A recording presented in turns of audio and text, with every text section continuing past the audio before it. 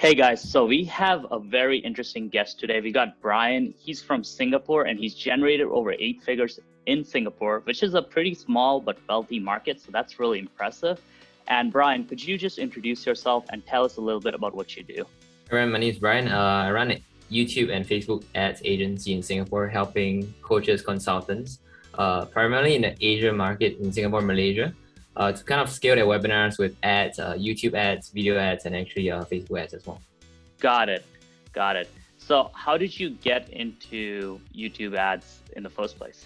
So 2 years back, we saw some, I would say when we were running ads for some clients in the Facebook space, we were getting a lot of bans, a lot of Facebook ads errors.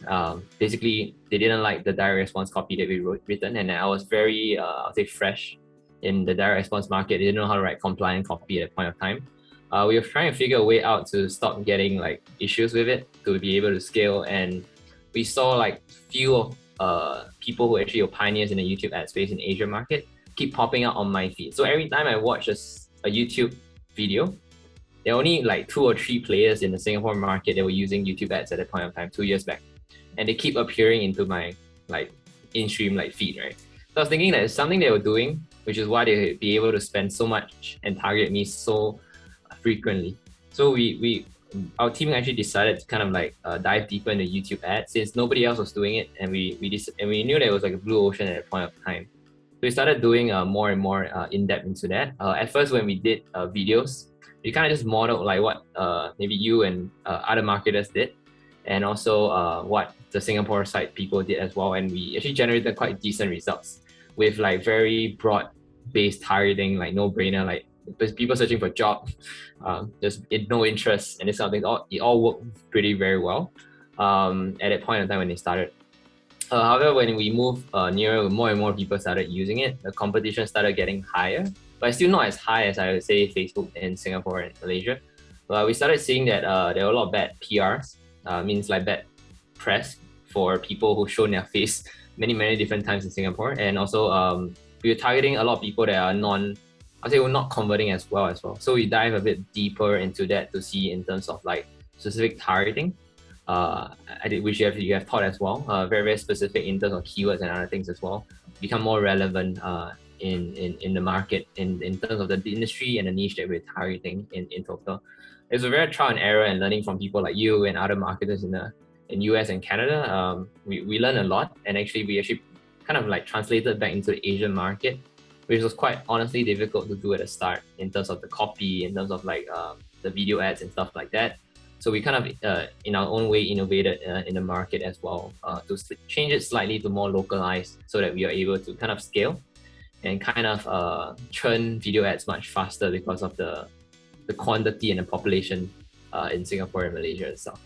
Got it. Yeah, I imagine with such a small market, you're constantly having to refresh creative and come up with new ad angles, right? My second question is, so I know in Singapore, you speak English, everybody speaks English, but there's also a big Chinese kind of population. And so what language do you guys usually sell in for your clients? I mean, besides the slangs and Singlish and stuff like that, we sell both in English and Chinese. So there'll be English webinars, there'll be Chinese webinars. So I think the Chinese one is fun because I'm okay in Chinese. I'm not great. I know how to read, know how to kind of speak Chinese. But in terms of direct response copy in Chinese, I think it's slightly a bit more different and difficult. But for what we do, what we realize in Chinese, most of the time you don't need a super direct response angle or copy in Chinese.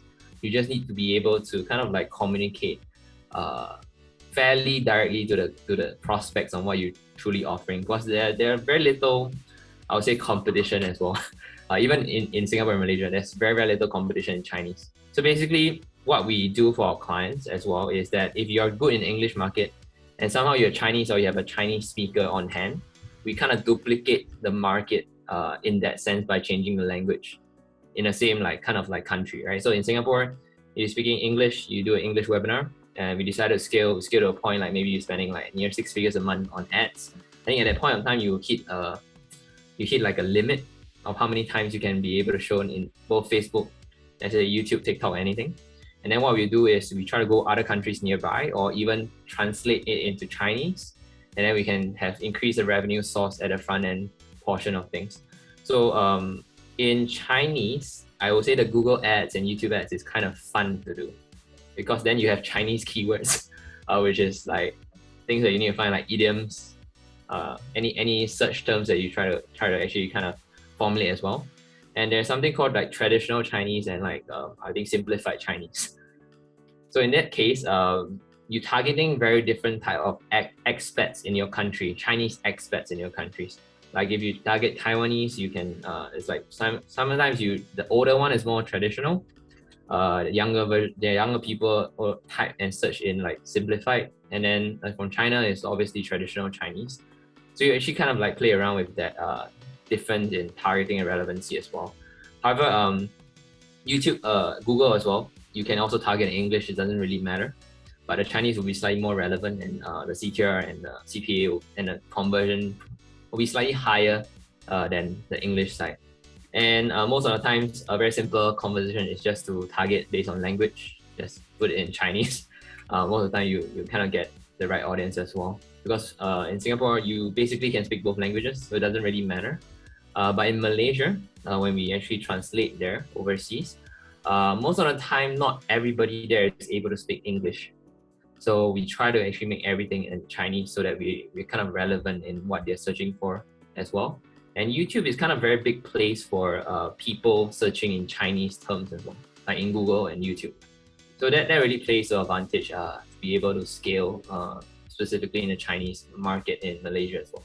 Got it. So basically with the Chinese population in Malaysia, there's like, it's like a significant population. It's like big enough that you can target them on their own. Okay, that's very interesting. And this is really interesting, and it can be used in the US market as well, because if you're in the US, you can also target the huge Spanish-speaking population in the US because it's a big bilingual population. So by changing the language of your offer, you can add in some extra volume if you get stuck in terms of just reaching your audience size. Now let's talk about offers, right? Because you're essentially still going for a pretty small audience size. You can't really target China because YouTube's pretty much banned in China, I believe. So you're doing Singapore and Chinese populations in these nearby countries, but especially in a place like Singapore, you're talking about a really small country. And so how do you set up your offer so you can actually scale? Because it kind of seems like you would run out of people pretty fast, no? Yeah, so typically in Singapore, there are two types of like, I would say coaching / course creating companies. I categorize them as two types because I've seen like almost everybody in Singapore like running a business, and I've been through their webinars, I've been through their offers already. So the first type is what I call a low ticket product. So example, if you come on a webinar, for us, low ticket means anything below $1,000 in the webinar space, right? So if you come on a webinar, the person decides to sell you anywhere from $200 all the way to, let's just say $997. Right, in this business sense, you get in volume first. You basically just target everybody with a problem, even no problem, even if they're not problem aware. You try to convert them. Be it if you make money online, kind of niche, your health niche, whatever relationship, whatever.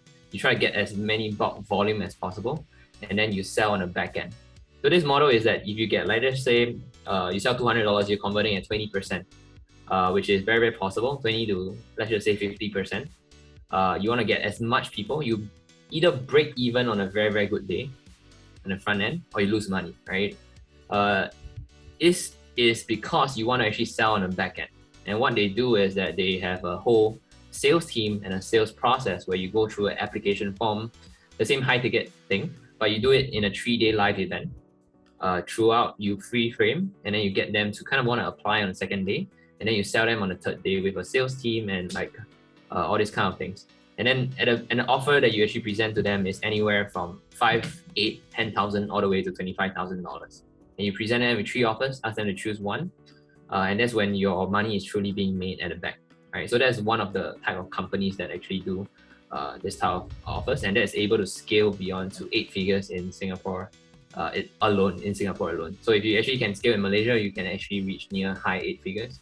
I think that's very, very possible as well. And if you scale beyond Singapore and Malaysia, I think it's very, very doable to scale 9 figures as well. So the other type of companies, which what we usually do is on higher ticket.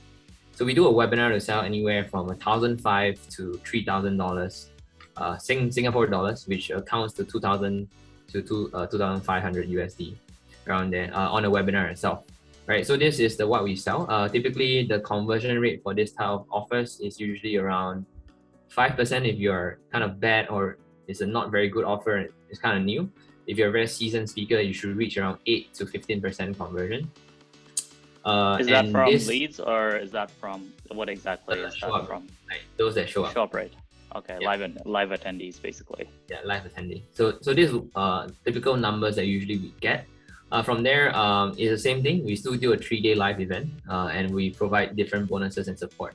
So in terms of like both offers, it's kind of similar. The high ticket one still has like a back end 5 to 10K as well. So it just stands on the AOV and like the economics of scale. So for the high ticket one, you actually get lesser volume, but still the same amount of like kind of revenue. But you are able to scale much more steadily in that sense because you don't run out of audience so fast. And not everybody will kind of convert at that point of time. So just playing different games in my opinion. In terms of the offer that we provide usually is 2 days to 3 days, like kind of live Zoom webinar events, 2 full days, 3 days. And then some of them have support, additional coaching at the back. And those are like $997 or $2,000. The actual 3-day event is what you sell for $2,000. No, both are still the same. It's just the price is different most of the time. Oh, but I'm saying, so first you send traffic to a webinar and then you sell them on a 3-day event. Correct. So it's just a price but it's difference. Like, it could be $997 or $3,000. Like the price could vary, but it's basically the same kind of funnel. Yes, correct. The reason why the price varies is because of the offer. So example is that you are doing like a property offer. You can charge $200, but not necessarily all the information in the $200 is going to give you the ability to buy property properly, right? Compared to a $2,000-$3,000 one, you'll go through every single detail and really cover every single thing. So it's really how they present the offer at the price point alone that would entice people to come in as well. Got it. Okay, that's really, really interesting. So basically what I'm getting is in Singapore, because of the fact that you don't have a huge population like the States, people are forced to develop a back-end system much faster. So I feel like in the United States, a lot of people, they'll have their $997 webinar or their $2,000 webinar, and they'll try to scale it as much as possible, but they don't really develop a back-end. And because of that, whenever ad costs go up, they essentially their revenue just drops massively because they just have that one offer. So it seems like this is kind of a interesting concept where the fact that there's not that many people to go through means that you literally have to have an amazingly deep backend. And then if you are able to scale that backend out to other English speaking places, you can just do extremely well, or other Chinese speaking places. So I'm curious, do any of your clients there try to sell in Australia? Because Australian market's English speaking as well, or? Yeah, so we are currently actually moving some of our clients to Australia, US, Canada itself. We're still testing things out in terms of the numbers wise. So far, I think it's still profitable, and it's just that I think in terms of different ad accounts, the cost per lead kind of changes. We're kind of actually figuring that out in terms of how we actually reduce the CPL and stuff like that. And also, another thing is the relevancy of the country, right? So, example in Singapore and Malaysia, the relevancy for me is I do understand the contextual relevancy very, very high in basically financial markets or anything other markets. But in terms of Australia, US, and Canada, it takes a bit of time for our copywriters to understand more relevancy there so that we can actually increase the conversions to higher extent as well. I would say the closing and the offer is still refined. It's just that the context when you present in the webinar or in an ad is not that relatable to the local audience, and then therefore they might not want to buy, which we find majority of the problem actually belongs there. So I think more working in that sense, but I still get sales. It's just that it's not as many as we want it to be. It's just kind of hammering out ironing out the kinks and actually refining that along the way as well. Okay, interesting. So yeah, that makes sense because the local context or the local story in Singapore in people's heads is going to be different, right? They have different problems that they're dealing with compared to a place like Australia. probably have different goals and different values in their culture as well. So that's definitely something I've seen where I've sold products in the US, Canada, and I've also sold in Latin America and Brazil. And there's definitely a big difference in terms of market sophistication, what people respond to. I think in the US market, people are responding much better to like authentic messaging these days, while in like Latin America, I think the whole thing that used to work a few years ago with Lamborghinis and showing off your big mansion still works really well in Latin America. While in the US market, that can still work well in some cases, but really what I'm seeing is that it's not as effective as it used to be. Basically, people start becoming more skeptical of you the moment you start flashing a bunch of fancy stuff. But that's quite similar in the English and Chinese market alone in Singapore and Malaysia itself. So like the English market, you slightly need to use more sophisticated marketing or branding. In the Chinese market, you can just claim and then people will just believe. Okay. Yeah, they're not used. What we do as well. Yeah, it's the same. Yeah, that makes a lot of sense. Yeah, that's mind-blowing that, you basically have to figure out all these things in Chinese where it's like, that's already a really tough language. And copywriting in Chinese, that must be a next level skill, Yeah. Well, it's a good skill though. Like that's a huge market, right? Like there's a lot of money to be made in the Chinese market. Even if you're not doing like, let's say paid ads, whatever it is, like it's just a billion person economy with a huge audience, and pretty much most Western companies have no idea how to sell there. So there's definitely something there in terms of being a useful skill set. So cool. And I'm interested in also finding out whether, so in Singapore, what kind of targeting are you using with the audiences? Because is it mostly broader targeting, or do you try to go in a little bit, tighter with placements or keywords, or what does that look like? For me, placement somehow never really worked very well, honestly. I think it's because of the views in Singapore. Like if I target a certain video, I don't know whether it goes viral in Singapore. And if I target like those viral channels in Singapore, it's not very targeted as well. So it's like kind of like not either near nor there. Must well just do interest targeting. So for us, I think affinity targeting, interest targeting, and all the base targeting and topics by Google works pretty well.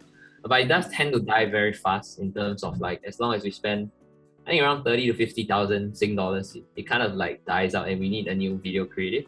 In terms of like, so I kind of like, I think you do this as well as categorize in terms of which, is it a niche market or is it like how sophisticated the targeting needs to be. So example, one of them, we do copywriting, specific copywriting getting clients, right? And that's super specific. And I'm not sure how many are there in like Asia, how many copywriters are there. I think there's lesser than that in like the US. So what we did is like do very, very specific affinity and targeting and keywords. I think those work pretty well. And what we find, I think it's similar in the US as well. What we find is that I think keywords, if you target correctly, we get very, very high conversions, but high CPMs as well. But it kind of balances out. And for affinity audience, if you hit any broad audience, no interest, if you hit like at least like 100 or even more in that conversions, it kind of can scale past that as well quite fast in terms of just like running no interest and just scaling it. So that's how we see. Any other targeting, I would say, I think all those that we use typically is the same. Apps, any websites and stuff like that, affinities. So I think more or less kind of similar. Like custom affinities? Yeah. I think custom affinity works best in Singapore, I think, from what we have tested so far. Topicals works okay, but it kind of dies out pretty fast as well, from what we're seeing as well. Yeah, that makes a lot of sense. The smaller the market, the more broad it is. Do you ever just try open targeting with just demographics? So just no targeting, maybe just exclude like 18 to 24-year-olds? Yeah, we only do that after like at least a few hundred conversions to kind of like at least know where we're hitting. Is it the right people and are they buying before we do that? So once we get like a certain number of conversions, like just say 100, 200, and we want to really scale, by that point in time, in terms of scale, we will at least hit 1,000 conversions before we do even that, just because of the number of targeting we can try. So no interest does work for season accounts quite well, or broad offers, meaning anything like you can do like make money or investing, financial markets. I think it works pretty well for those type of offers.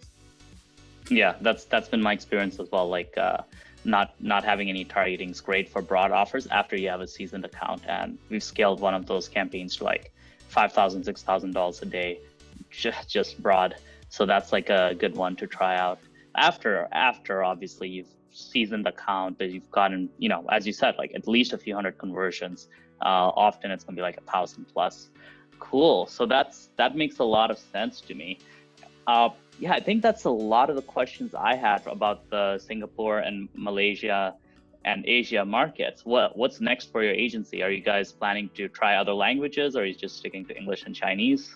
I think for the agency that we do, like in terms of like how we do is we do based on like profit sharing with a few bespoke clients to really scale. So I think for the plans is to really see like the current clients that are like very, very huge right now, how to actually scale them beyond Singapore and Malaysia to other markets rather than actually taking on more clients. And that's really our goal, right? How do we duplicate what we have to help like the Asian market even break through to like US, Canada quite easily? Because we do know that certain things that we do in the webinar space is quite unorthodox or quite different from, I would say, the Western people, because of how skeptical, like say, Asian people are I would say, in our markets, right? Because of, I would say, like typically when we want to sell something, it's very, very difficult for a brand new speaker, unless the offer is like super good.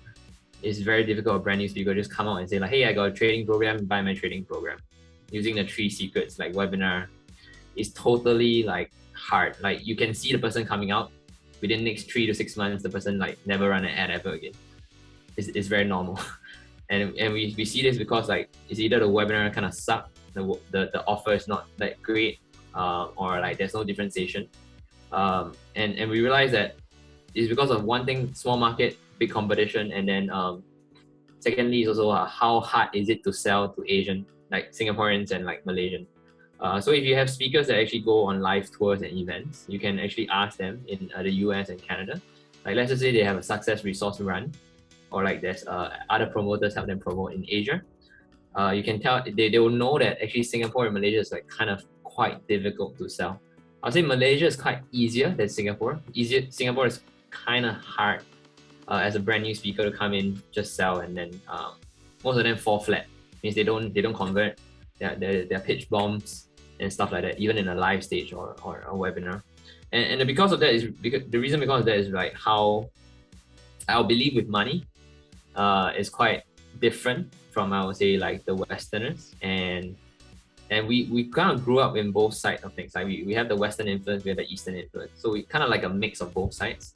And a lot of times we are very, very skeptical in a pitch that we do. We have a lot of questions, we have a lot of objections in our head. So in a very well-defined webinar that we actually have like seen is usually all objections are being handled on the webinar alone, be it in the offer, be it in the how you actually weave into the stories, or even in your like kind of like your own storyline where you introduce your solution and stuff like that, right? Or even in the secrets itself. Is you need to weave every single thing with a frame, with a pre-frame, and with a context on the problem based in Singapore and relevancy as well. It's kind of difficult to kind of enter the market, I would say, for Westerners come in and for new speakers to come in as well. So we do know that there's something that's different, and we want to kind of branch out in terms of the webinar process to different countries and see and test and see whether does it hold, like does the conversion truly holds in the market as well.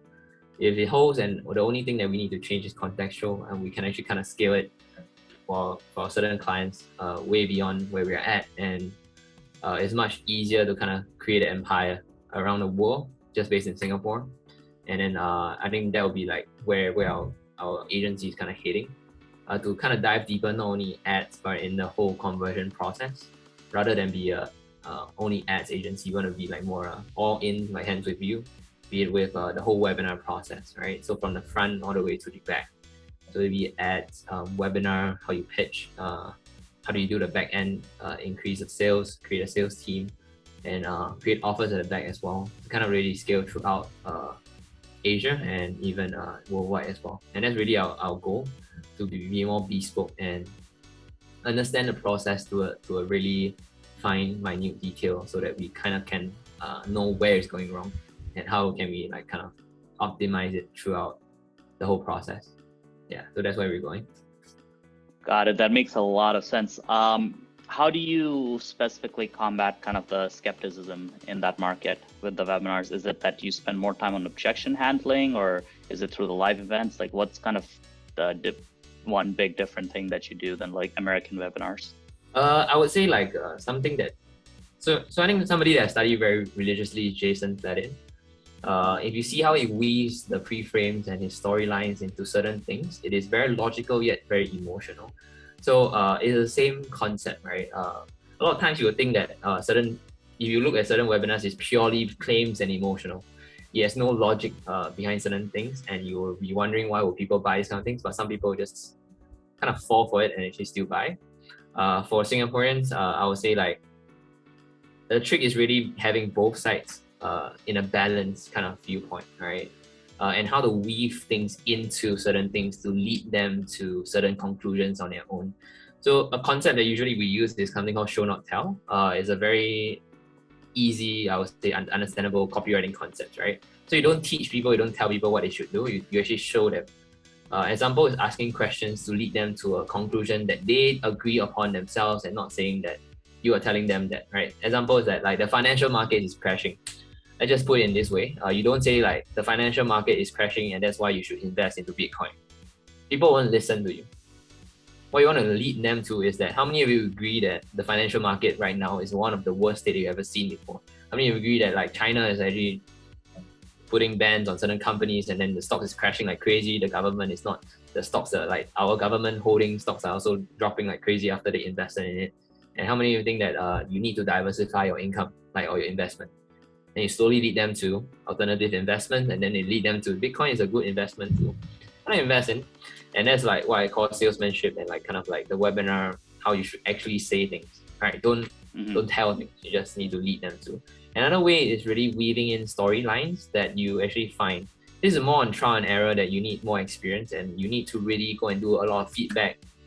You need to understand how people are thinking, why people are not buying. So usually to get to that stage, we usually call like at least 20-30 people from people who didn't buy to really kind of see if there's any patterns in objections, right? One pattern objection that we had previously with our client in the insurance niche, right? They sell coaching for insurance agents to sell more. So we realized that after calling a lot of people, that a common objection people had is that now it's COVID. I don't think your sales process actually works off online because you show all offline examples.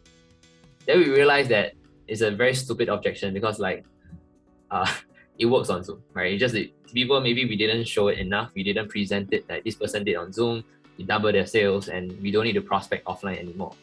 So we did that. We kind of just weave in storyline, weave in testimonials according to that line. That hey guys, we know that this is the context of the problem. We weave in all the beautiful stories and all the frameworks and frames, and then we increase the conversions as well. So that's what I mean by weaving in the objections into your story, your testimonials, just to combat it before it even comes up. Right. So we sell like the calling the non-buyers. That's a really good idea as well. I think that's something that most companies should do. Is just call, everybody should do it. Call the non-buyers and ask them, hey, why didn't you buy? Yeah, because we kind of, I came from a background where we did live events, and instead of being only a marketer, I was at the back closing sales as well, right? So I had to understand why wasn't my slides not working, why wasn't my ads working, and I had during the closing itself. So I had that like direct feedback from the people when I was trying to like kind of trying to get them to buy. I realized that certain things wasn't addressed properly most of the times in the slides, and we gave feedback to the speakers to kind of tweak every single one. But when we do it on Zoom, it was almost impossible, right? So what we did is just get somebody to just kind of go calling and call like a statistically number, like around 100 people, right? If you have a very big webinar, around 30 people, and see kind of where everybody like is leaning towards to, right? So maybe like there's that one certain pattern of objections that keep popping up.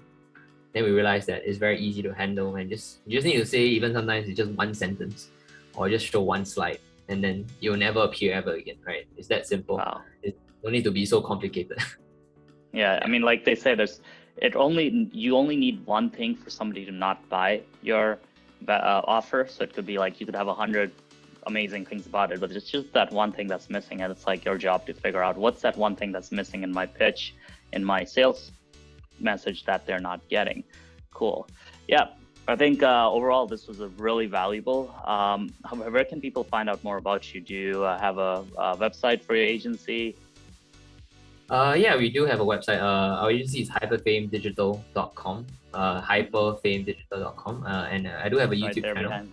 Well, yeah, it's right there behind. Maybe if you put your head down, they'll be able to see the. There you go. There you go, guys. Hyperfamedigital.com. Yeah, and I do have a YouTube channel that I'm trying to create more content. Try to just add value to people running webinars, and see whether they can take away and actually improve their webinar conversions as well. Cool. Awesome. Yeah, thanks for coming on. And guys, make sure to smash this notification button and the subscribe button so you can be notified the next time we post a video like this. Go check out Brian's website and his funnel and his YouTube channel as well, because honestly, I learned a lot, especially about webinars today. So I appreciate you coming on here and helping us out.